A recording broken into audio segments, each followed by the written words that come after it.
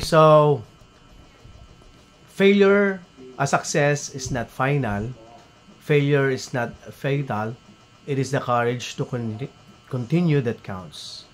It is somewhat teaches us the important lesson about perseverance and resilience. So, it reminds us, no, nagpapaalala ito sa atin na achieving success, kung tayo ay maging successful, ay hindi po yun hindi po yung katapusan ng ating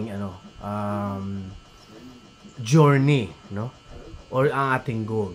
At kung ikaw ay nakaranas naman ng failure, ay hindi naman ibig sabihin nun ay katapusan. So what truly matters is yung determination, no, to keep moving forward. So it's just like yung mga previous natin na life is like riding a bicycle, no.